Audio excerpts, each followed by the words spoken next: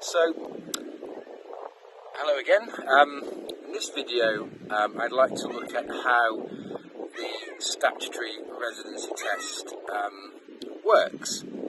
And it can be thought the SRT can be thought of as a bit of a sat-nav, one of the sat-navs that you might find in your car.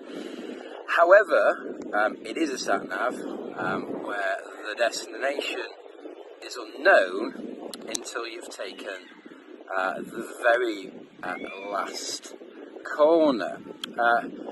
So a series of stages, 3 stages, acting a little bit like a waterfall, and we basically mechanically work through those one at a time.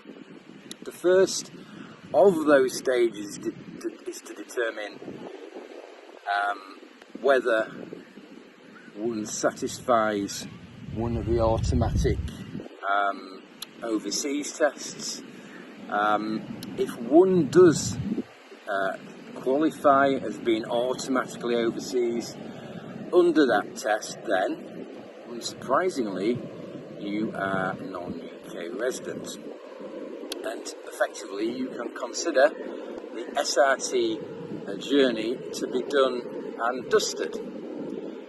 If you don't meet any of the automatic overseas tests, then you move on to the next leg of the SRT journey, and this step will determine whether you satisfy or don't satisfy one of the automatic UK tests. And if one of those tests is met, as you may have guessed by now, then you are considered to be resident in the UK.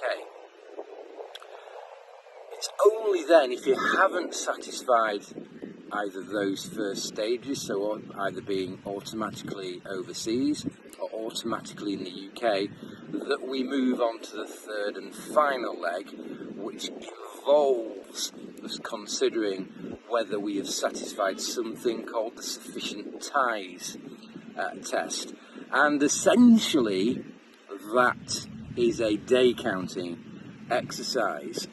We count the days and we apply those days to a threshold, and that threshold depends on how many ties with the UK we have. We'll look at this in more detail in another video, but the rule of thumb is the more ties one has to the UK, then the less days you can spend in the UK without becoming UK residents. As I say, the thresholds vary depending on how many ties you have, and also whether you are leaving the UK or you're a visitor.